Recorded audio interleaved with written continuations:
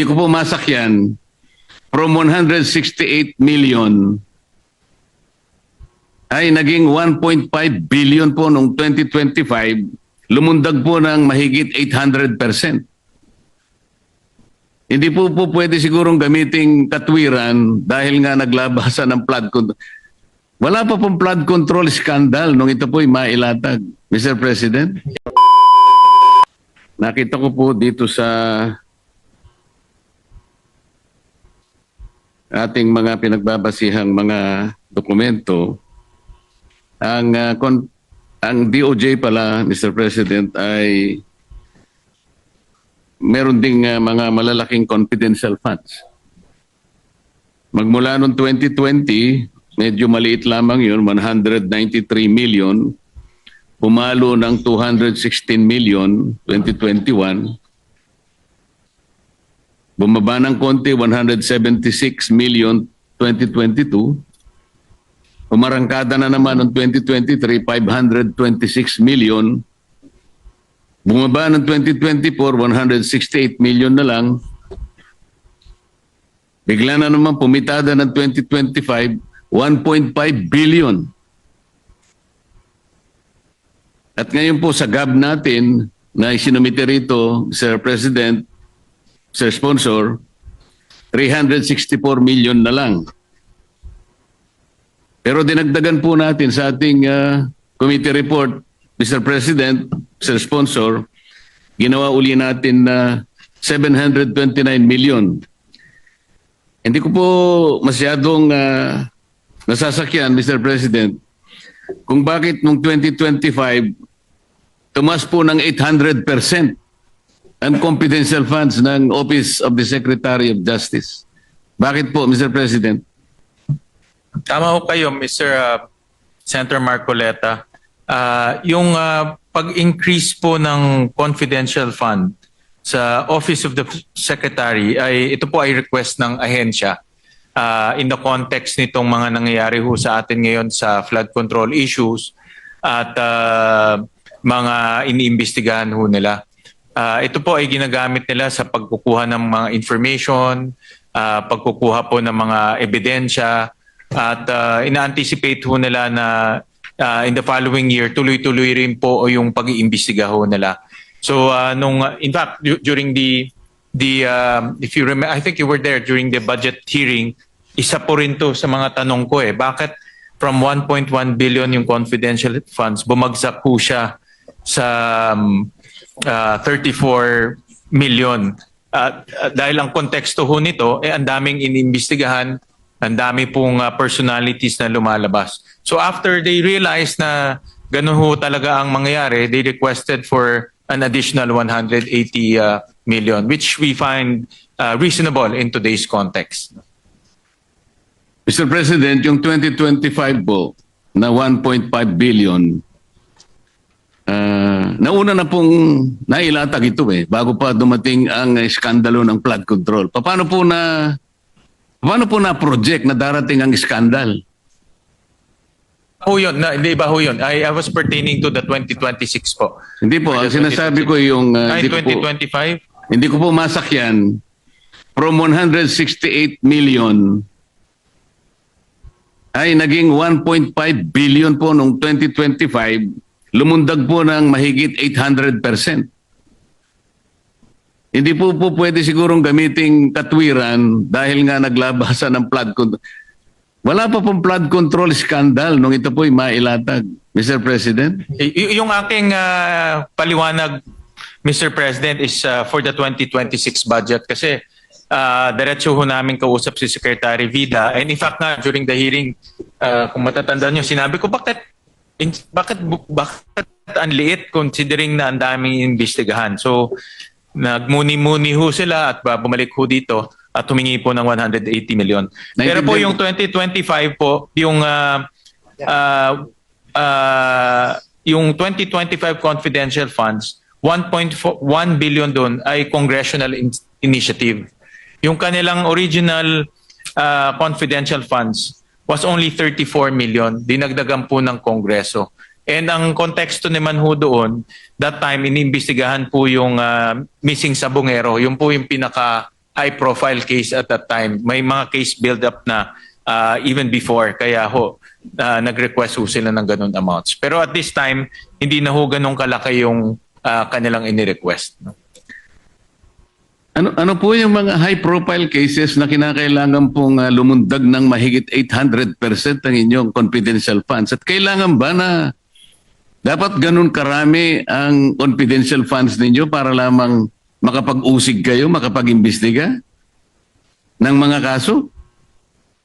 Ang tinatanong ko po rito, Mr. President, ay yung nakapagtatakang biglang pagtaas na lang eh. Na kung ipaliliwanag in general terms na kasi po merong mga high profile, hindi po natin masusukat sa pamagitan ng ganong klaseng pangangatwiran lang. Pondo po ito na bigla na lamang umakyat ng ganong kalaki. Well, at that time po, yung isa sa pinaka-high profile ay yung Mrs. Sabongero. At alam naman ho natin prior to the flood control, ito talaga yung binibigyan ng malaking diin na isang tabi lang ngayon because of the flood control. But at that time, full force of DOJ ang nag-iimbestiga ho nito. At maraming headways na. In fact, nakita na nila yung mga patay sa Laguna Lake at yung mga buto sa Laguna Lake. So, yun po isa sa mga high-profile cases na inimbestigahan nila. Meron rin pong mga cases doon sa mga detention facilities ho natin, yung mga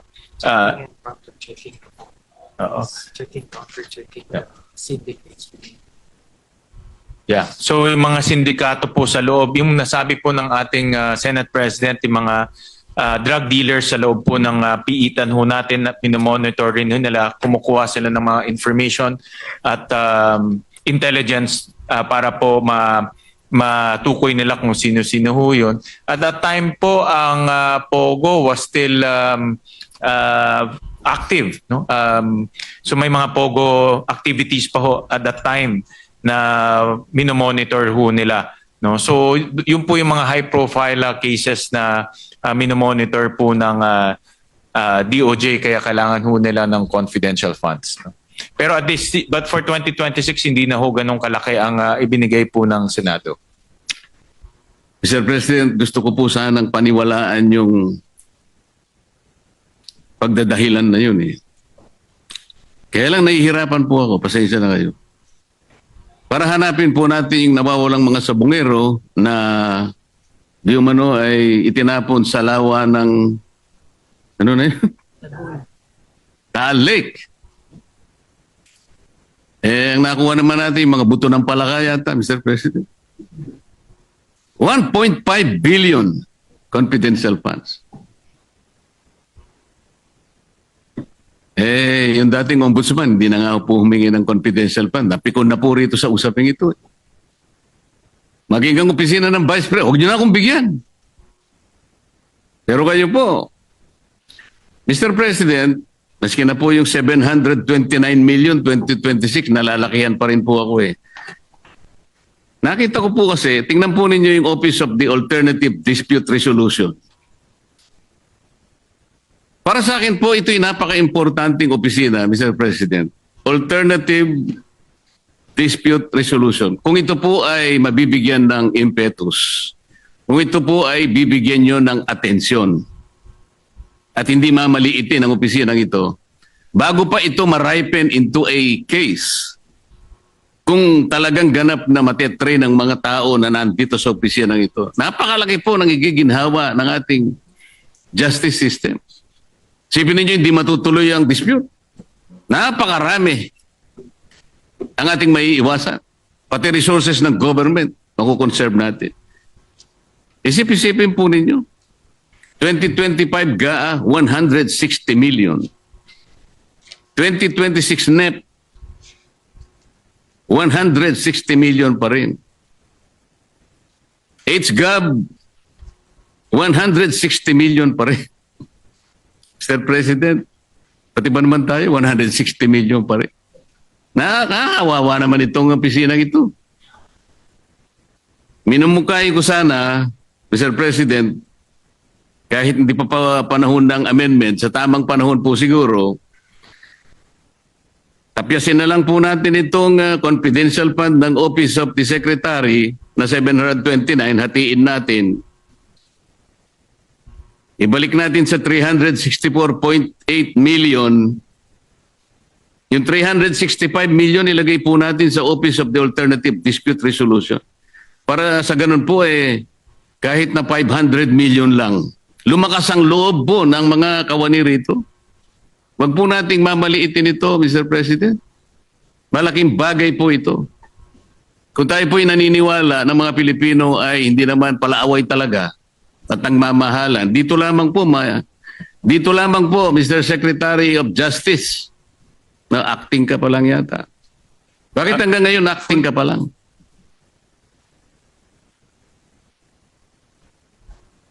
Now, you're not supposed to answer that.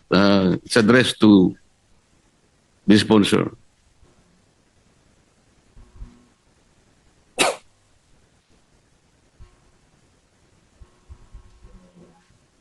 Opo, hindi pa ho siya nako-confirm, Mr. President. So, acting but with the full-fledged powers of the Secretary, Mr. President. Well, Mr. President, just to be fair lang ho, noong 2025, ang kanilang confidential funds is 34 million. Ang nagdagdag po ay Kongreso. Hindi ho sila ang nagdagdag. So at that time, noong 2025, I assume na yung mga legislators nakita na marami silang hinahawakan na kaso, marami ho silang hinahawakan na investigation, so dinagdagan po ng Kongreso at that time. And this year naman po, if you break down the 729, 500 million of those will go to the Witness Protection Program. No, na kasi nga and ongoing to, alam naman ho natin ang dami ho nag-a-apply sa Witness Protection Program at marami ho dito sa mga nag-a-apply ay mayroong direktang information, direktang impormasyon kung sino-sino po yung mga sangkot dito sa flood control issue. So kaya rin po nag-request ho silang dagdagan. So ito naman po ay meron mga justification sa pagdagdag. Depende ho sa situation. At ini-evaluate naman po ng committee pag nagre-request sila. In fact, kaya sinabi ho namin na hindi ho pwedeng bumalik to sa dating bilyones. No? Magre-request lang ng reasonable amount depending on the task ahead in 2026.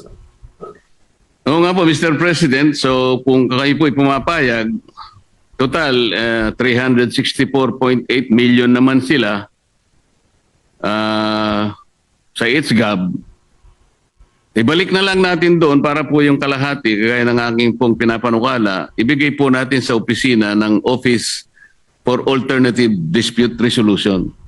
Magiging 500 million o 600, halos 500 million po siguro, Mr. President, Mr. Sponsor, kayo na po ang chairman ng Committee on Finance, baka sakali pong, para po lumakas ang loob naman ng opisinang ito na talagang makatulong po sa pagre-resolba ng mga disputes ng ating mga kababayan. Maraming salamat po sa Mongkay, Senator Marcoleta. Alam ko isa sa mga advocacy niyo is itong alternative dispute resolution. Tama ho kayo na ang Pilipino po mapagmahal, no? At ayaw ho natin ng gulo at away. At yan po ay isa sa mga layunin po ng alternative dispute resolution na mag-ayos na lang at mapag-usapan po yung kanilang disputes. At pag-aaralan ho namin yung inyong mungkahi at nakita ko na maganda ang direksyon, kaya titignan ho namin kung how do we improve the budgets of the Alternative Dispute Resolution Office. Parang nakikita ko po, nararamdaman, pumapayag po kayo, Mr. Sponsor. Basta kayo po nag-suggest, sigurado Salamat po. po ako na ano ho yan, mahalagang mahalaga ho yan. Salamat po.